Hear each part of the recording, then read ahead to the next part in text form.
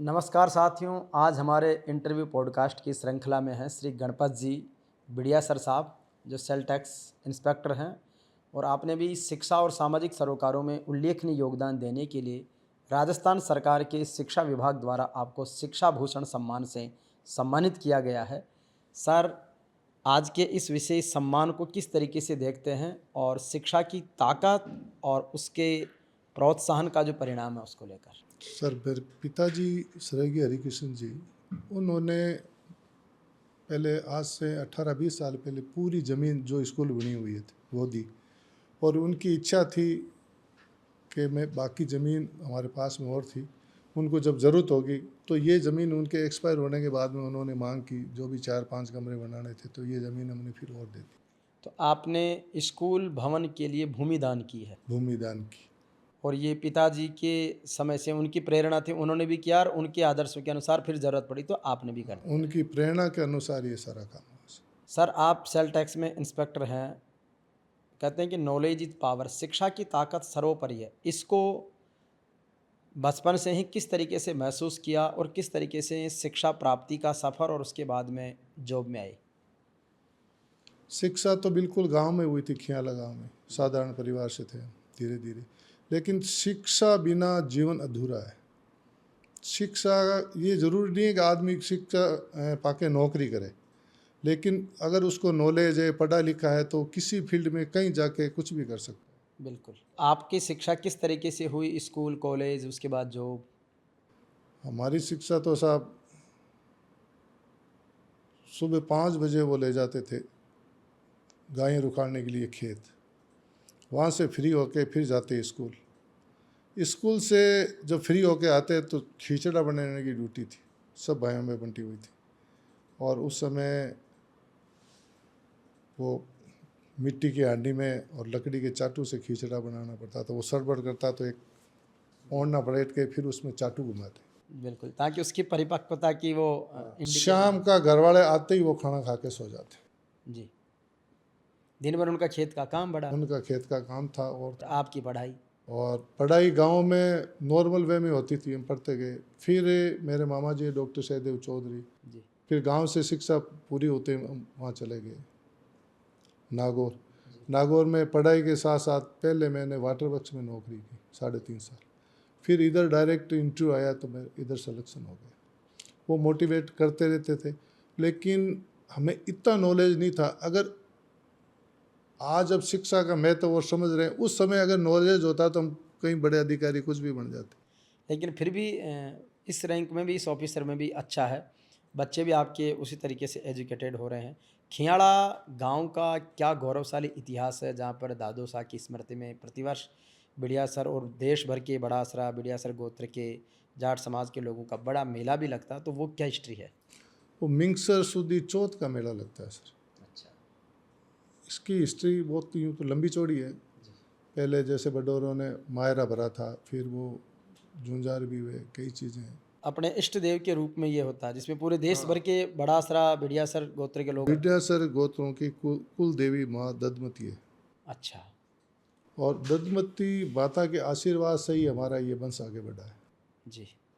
तो दधमती जी माता जी के साथ में दादू जी महाराज की वो प्रतिमा, अच्छा। दोनों का साथ ही प्रतिमा है, क्योंकि उन्हीं की कृपा से सारी चीज़ें हुई। अच्छा। और आज भी विद्यासर गोत्र के पहली माता जी के यहाँ दधमती माता जी के गोट मांग लो, धोख देते हैं, फिर वहाँ आते हैं। बिल्कुल। तो ये एक स्नेह मिलन का, पूरे समाज को जोड़ने का एक अच्छा सशक्त माध्यम भी है। जी। उस इवेंट में आप भी पूरी तरह पार्टिसिपेट करते हैं, कंट्रीब्यूट भी करते हैं, एक्टिव भी रहते हैं। तो किस तरीके के रिजल्ट्स उसके, जब ये स्नेह मिलन होते हैं तो सामाजिक समरसता का कैसा संदेश वहाँ से देने का प्रयास किया जाता है? एक तो वहाँ नशा मुक्त, वहाँ किसी तरह का नशा ऐसा नहीं होता सर, नशा मुक्त वो मेला होता है। पूरा परिसर ही नशा मुक्त हाँ, होता है। नशा मुक्त होता है। और उस मेले में जितनी भी दुकानें लगती है वो सब, उनसे कोई किराया नहीं लिया जाता, सेवा में। सेवा में फ्री। और जो भी आदमी आता है उनको प्रसाद सार्वजनिक तौर पे सबको मिलता है। और अपने जो भी आस्था का केंद्र, इससे सबका एक साथ मिलन हो जाता है। और उससे कई चीज़ें, अच्छे अच्छे लोग आते हैं, वो अपने विचार व्यक्त करते हैं, तो उससे सीखने की कई चीज़ें मिलती है। शाम को साधु संतों का प्रवचन होते हैं, यूं करके वो प्रोग्राम एक अच्छा सामाजिक समरसता का संदेश देता है। जायल नागौर का अपना एक बहुत विशेष महत्व है। जैसे जायल के जाटों ने मायरा भरा, बलिदान भी दिए। नागौरी सूरा, नागौरी बेलों के लिए बड़ा प्रसिद्ध है। वीर तेजा जी की भूमि है जो जगत प्रसिद्ध है। किस तरीके से नागौरी होने पर अपने आप में एक अभिमान है, स्वाभिमान है? नागौर का तो मामला जो सारा ही है वो बढ़िया ही है सर। जी। जैसे बेल है, वैसे बेल देसी गाय आपको हिंदुस्तान में कहीं नहीं मिलती। कि नस्ल भी अच्छी होती उनकी है, नस्ल अच्छी होती है, खाने भी अच्छी होती वाइट होते हैं और उनकी उथुई होती है, उसकी पहचान है। जैसे यूपी में और में सब जगह बाहर बिहार और ये जाते हैं। और मायरा जायल का प्रसिद्ध है। जैसे खियाड़ा और जायल के धर्मोजी और उन्होंने मायरा भरा, गोपाल जी ने। गोपाल जी ने जो राज की रकम थी वो भर दी। मतलब वो उनको दया कह दो चाहे एक भावना कह हाँ, दो, मनुष्यता का और सहृदयता का एक श्रेष्ठ उदाहरण है। किया तो ये आज भी वो चीज़ें कायम में सब करते हैं सब। बच्चों को किस तरीके से एजुकेशन का मैसेज देना चाहिए, या ग्रामीण क्षेत्र में जैसे आपने स्कूल के लिए भूमि दान की है, तो समाज का, देश का शिक्षा का जो ढांचा है वो और मजबूत बने, किस तरीके से लोगों को मैसेज देना चाहेंगे कि एजुकेशन के प्रति कितना समर्पण और कितना भाव रखना चाहिए? शिक्षा के अंदर जैसे बच्चे स्कूल में जाते हैं तो मेरा ये मानना है कि जो गवर्नमेंट टीचर है थोड़ी सी मेहनत करके उनको मोटिवेट करे तो वो और ज़्यादा बढ़िया विकास हो सकता है। और कुछ ऐसे भी हमारे गांव में है जो फ्री ऑफ कॉस्ट कोचिंग कराते हैं जो कमज़ोर बच्चे हैं, और सब समाज को साथ बैठ के कराते हैं। और मेरा ये मानना है कि जैसे हमारा मेला भरा जाता है तो वहाँ मेरे पिताजी ने 34 बीघा कुछ ज़मीन दी है, तो एक खेत के अंदर वहाँ कुछ कमरे बना के आसपास के जो भी 4-5 गांव है वहाँ गांव के बच्चे वहाँ आए और फ्री ऑफ उनको कोचिंग मिले। तो क्या है कि कुछ गरीब परिवार होते हैं जो बाहर नहीं जा सकते, तो उनको वहाँ सारी शिक्षा मिल जाए। बिल्कुल।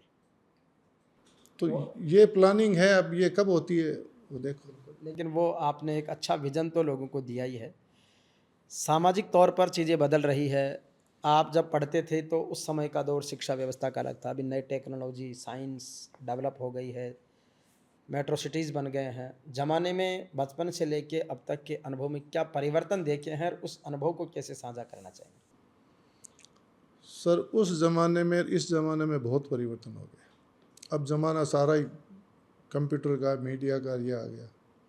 आज हमारे जैसे ऑफिस का ही मामला है तो नए बच्चे हैं जो सब ऑनलाइन सिस्टम है, और पुराने जो भी अधिकारी है, कर्मचारी है, तो उनको कंप्यूटर में काम करने में टाइम लगता है, वो फटाफट कर लेते हैं।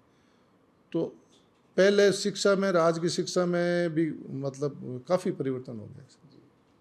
कहते हैं कि ज़माना बदल रहा है, तो बढ़ते ज़माने के साथ कदम मिलाने के लिए वरिष्ठ जनों का अनुभव, मार्गदर्शन और युवाओं का समन्वय और बच्चों को गाइडेंस करने को लेकर आपका कोई मैसेज?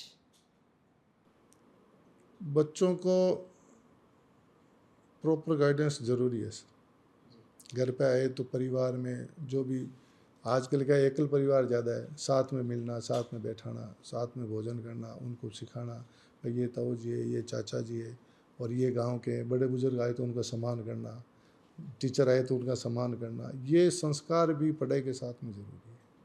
कि बिना संस्कार जीवन का चलना, खाली किताबी ज्ञान से कुछ नहीं होता। बिल्कुल।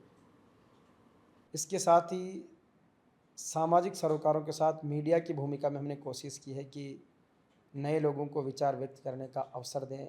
मीडिया में भी कई सारी चीज़ों का वैक्यूम देखते हैं, तो हमारी इस सामाजिक सरोकारों की और इस विचार अभिव्यक्ति की श्रृंखला को आप कैसे देखते हैं?